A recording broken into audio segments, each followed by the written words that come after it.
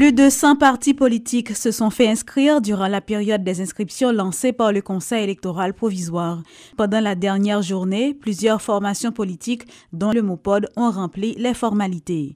Notons que ces partis sont considérés comme l'opposition radicale qui avait toujours réclamé le départ du président Michel Martelly. Nous venons aujourd'hui, c'était pour inscrire le groupement Remè Haïti, qui pourra gagner des candidats à tous les postes prochaines élections. Vous dites regroupement, combien de partis? Un groupement. Regroupement. Il y a 5 partis et 4 organisations sociales. Qui parti, oui?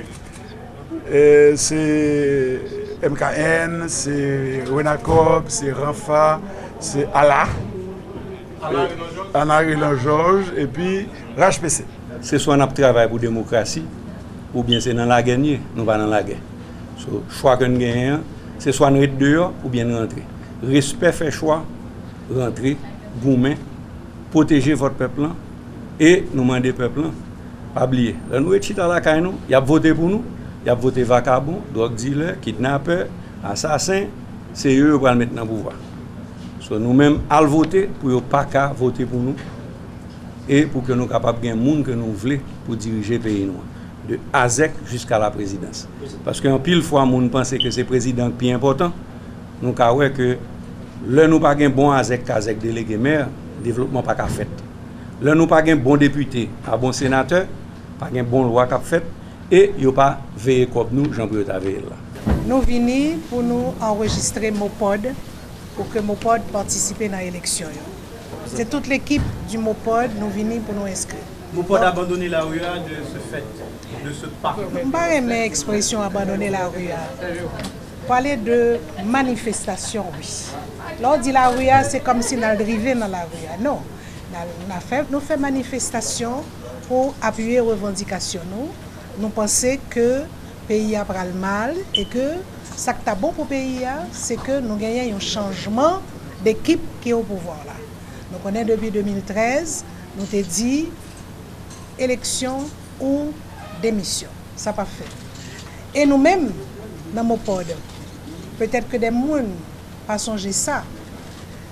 Nous sommes toujours favorables à l'élection, pas n'importe quelle élection.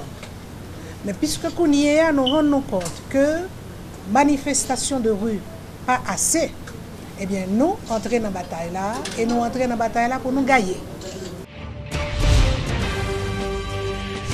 La représentante des États-Unis au Conseil de sécurité des Nations Unies, Samantha Power, presse le gouvernement et les acteurs politiques haïtiens à œuvrer pour l'organisation d'élections honnêtes et inclusives.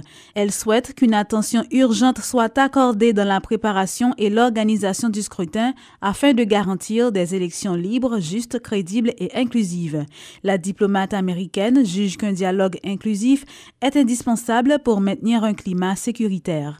Elle précise que la responsabilité d'assurer le succès des élections dépend principalement du gouvernement haïtien, du Conseil électoral, des partis politiques et des Haïtiens eux-mêmes.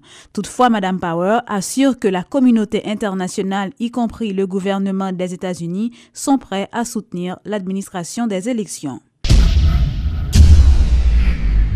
Le premier ministre Evans Paul a effectué une tournée dans le Grand Nord du pays. Le chef du gouvernement avait débuté sa tournée à Petite-Rivière de l'Artibonite, puis au Gonaïves. Il s'est ensuite rendu à Fort-Liberté, où il a participé à la célébration de la Saint-Joseph, fête patronale de cette ville. M. Paul a pris l'engagement de permettre aux habitants de Fort-Liberté et de Ouanamètre de bénéficier d'une meilleure distribution du courant électrique avant la période pascale. Commencer à parler de ça qui est négatif sans pas souligner quelques bons bagailles qui ont passé dans Nord-Est. Projet Caracol là sont belles bagailles. Projet banane, il y a plusieurs projets banane. Parce que le plus gros problème nous sont problème de production. Production manger, production la relève tout, éducation. Toute vie, c'est engagement. Engagement pour servir le peuple haïtien. Engagement pour une stabilité politique. Engagement pour respecter les droits moun. Engagement pour le peuple à vivre plus bien. Nous ne pouvons pas vivre plus bien si pas un bon système d'éducation, nous conscients de tout problème système d'éducation a gagné dans le Nord-Est. Nous conscients tout de l'autre problème qui a traversé nous. Problème insécurité. Il y a plus que 210 ans d'indépendance pour nous demander pour tout le monde apprendre li dans chandelle. Ce n'est pas normal. Et en ce sens, nous sommes très conscients de problèmes courants dans le Nord-Est. Et si je viens là, je ne suis pas capable de une bonne nouvelle. Comme je ne suis pas venir en vent, c'est peut-être une cause qui fait aujourd'hui, ce n'est pas lumière tout l'humain. Mais comme nous avons une période carême, je prends engagement, nous ne pas lever dimanche Pâques sans courant.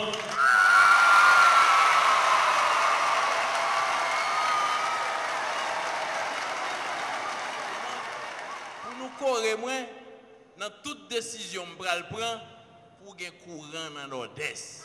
Que c'est dans la négociation avec USAID, que c'est dans la négociation avec PAC Caracol, que c'est EDH, moi fais marcher plus bien, quel que soit jambe dégagée, ma baille courant. Ce n'est pas une faveur, baille courant. C'est un devoir de l'État pour créer infrastructure. Courant, son service commercial. Si l'État fait effort, bail courant, petit collier, il faut que nous payions.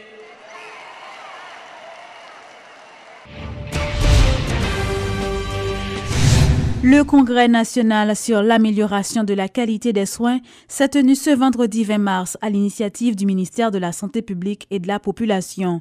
Des soins de qualité pour une longévité en bonne santé, c'est autour de ce thème que les responsables ont élaboré l'agenda du jour qui impliquait notamment des séances de restitution sur les différents projets du MSPP déjà mis en place dans ce contexte.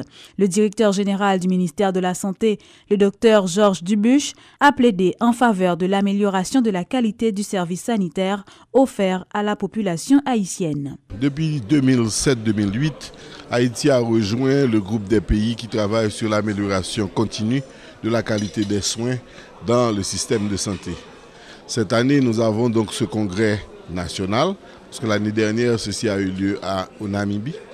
En Namibie, donc chez nous aujourd'hui, c'est une journée de restitution de la plupart des équipes départementales qui travaillent sur l'amélioration de la qualité. Nous avions commencé en 2007 avec 19 institutions. Aujourd'hui, il y a 101 institutions qui ont accepté de suivre cette approche d'amélioration continue de la qualité, ce qui fait partie intégrante de la politique nationale de santé du ministère de la Santé et du gouvernement. Comme vous le savez, dans le cadre de la réforme de santé, le ministère vise à couvrir 100% de la population haïtienne pour sortir de ce carcan des 60 et 65% que l'on couvrait et que pendant 40 ans, on a vu que ceci restait un petit peu figé. Et donc pour cela, on ne veut pas simplement couvrir pour couvrir, créer des infrastructures pour les créer, mais on veut leur donner des soins de qualité. La question que l'on se pose actuellement, c'est est-ce que nous faisons bien les choses que nous faisons? Parce que c'est ce qu'il faut faire, offrir des services de qualité à toute la population. Donc par conséquent, ce travail implique que toutes les directions départementales ainsi que nos partenaires techniques et financiers, en particulier les CDC des États-Unis, qui ont toujours supporté cette approche, qui avait commencé d'abord une approche HIV-Qual, cela partait du VIH-Sida, mais actuellement nous envisageons beaucoup de maladies pour améliorer leur prise en charge et surtout des domaines d'intérêt comme la réduction de la mortalité maternelle et néonatale. Et ça, c'est une activité qui se fait 2 fois par année, présente les différents projets en cours et la façon dont ils ont amélioré la qualité des soins à partir d'équipes départementales dans les institutions où ils travaillent. L'Union européenne, dans le cadre du programme d'appui à la politique nationale de transport APONTRA, a remis ce jeudi un lot de matériel roulant au ministère des Travaux publics. 21 véhicules tout-terrain ont été remis en effet à l'ordonnateur national du Fonds européen de développement Charles Jean-Jacques lors d'une cérémonie à laquelle ont pris part entre autres le ministre des Travaux publics Jacques Rousseau ainsi que de hauts cadres du dit ministère. Cette intervention se situe dans le cadre de l'appui institutionnel au secteur du transport prévu dans la convention de financement du programme d'appui à la politique de transport APONTRA. Programme dont l'objectif est d'améliorer l'accès aux infrastructures de base à travers des services de transport routier performants et pérennes. La remise de ces véhicules, qui totalise un montant de 27 813 240 gourdes, constitue une étape importante dans la consolidation des structures délocalisées du ministère des TPTC à travers cette direction départementale.